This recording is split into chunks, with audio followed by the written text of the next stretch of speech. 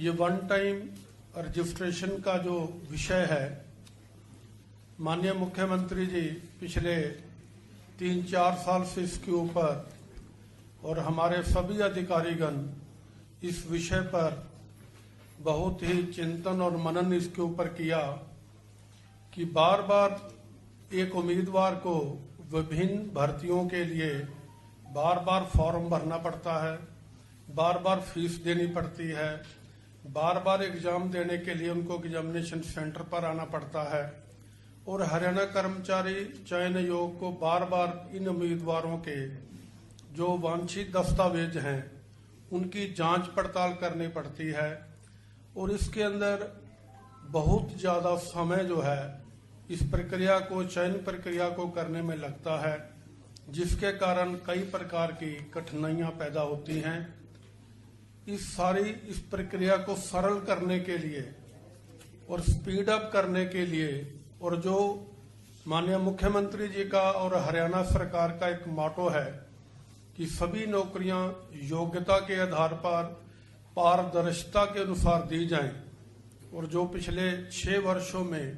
हमने ये करने का एक प्रयास किया है, उसको और स्पीड अप कैसे किया जाए, पारदर्शिता और जो योग्यता का मापदंड है इसको और भी स्ट्रेंथन कैसे किया जाए, इस विषय पर वन टाइम रजिस्ट्रेशन का जो पोर्टल है उसकी आज विधिवत जो है शुरुआत माननीय मुख्यमंत्री जी के कर कमलों से होगी। वन टाइम रजिस्ट्रेशन से मोटे तौर पर अभिप्राय ये है कि हरियाणा सरकार के अंदर जितनी भी ग्रुप सी और डी की नौकरियां हैं,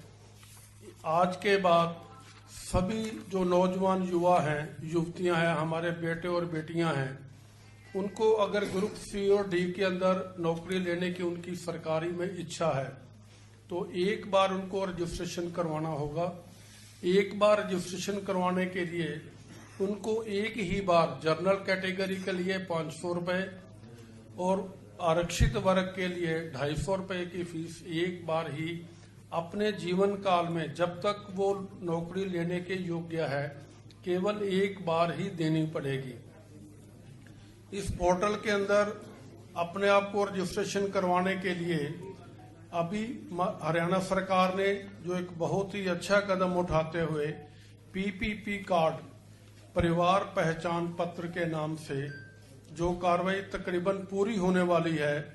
जिसमें उसके परिवार का पूरा ब्यौरा है कि उसके परिवार में सदस्य कितने हैं, उनकी आयु क्या है, उनका व्यवसाय क्या है, इस प्रकार की पूरी जानकारी उसके अंदर रहेगी। और वो पीपीपी जो पहचान पत्र है उसका लिंक जो है इस पोर्टल के साथ रहेगा। जैसे ही वो उम्मीदवार अपना सभी वांछित जो भी उसकी क्वालिफिकेशन है और वो उसमें सारा डेटाबेस भरेगा तो तुरंत जो है उसके सामने पीपी कार्ड का जो है वो भी एक प्रकार से सारा ब्यौरा उसके सामने आ जाएगा, उसको वो चेक कर सकता है। अगर उसको कोई कठिनाई नजर आती है पीपी कार्ड के अंदर, अगर कोई और दस्तावेज हैं या कोई जानकारी उससे अलग है जो वो भर रहा है, तो सबसे पहले उसको पीपी कार्ड के अंदर जाके वहां जाके उसको करेक्ट करेगा और करेक्ट करने के बाद जब इस एप्लीकेशन को पूर्ण भर देगा, भरने के बाद पढ़ने के बाद उसको पूरी सत्यनिष्ठा से उसके ऊपर अपने हस्ताक्षर करेगा और उसको डाउनलोड करके अपलोड दोबारा करेगा तो उसको एक यूनिक आईडी नंबर प्राप्त होगा जो उसको जीवन भर जो है जब तक वो योग्यता है उसके अंदर नौकरी लेने की आयु के अनुसार, क्वालिफिकेशन के अनुसार ये उसके एक प्रकार से काम आएगा। और ये इसका प्रथम चरण है। दूसरा जो चरण है वो सीईटी है, कॉमन एंट्रेंस टेस्ट, जो कि केवल ग्रुप सी और डी के लिए अलग अलग से होगा। ग्रुप सी के और डी के लिए जो भी वर्ष में कम से कम एक बार करवाने का जो है हम प्रयास करेंगे, जैसा हरियाणा सरकार की ओर से हमें आदेश प्राप्त होगा। सीईटी के अंदर आने के बाद मान लीजिए ग्रुप सी के अंदर का एंट्रेंस टेस्ट लिया जाता है तो उसकी वैधता 3 वर्ष तक रहेगी। 3 वर्ष तक वो जो टेस्ट है उसका स्कोरिंग रहेगा और जैसे ही हरियाणा कर्मचारी चयन आयोग हरियाणा सरकार के किसी भी विभाग द्वारा, इदारे द्वारा किसी भी पोस्ट के लिए हमारे पास रिक्विजिशन आएगी, मान लीजिए पटवारी के लिए 500 पोस्ट के लिए आता है, तो उसके लिए जैसे ही हम उन सीईटी के अंदर ग्रुप सी के लिए जिन्होंने टेस्ट दिया है, तो उनका जो डाटा होगा, जो बेसिक क्वालिफिकेशन मान लीजिए 10+2 है, तो उसके अंदर जितने भी उम्मीदवार इच्छावान हैं उनको हम जो है यस करने के लिए अपने पोर्टल पर आमंत्रित करेंगे, और जो उसमें यस करेगा उसके हिसाब से जो उनका स्कोरिंग बनेगा उसके अंदर 5 टाइम्स जो है उनको बुलाया जाएगा। अगर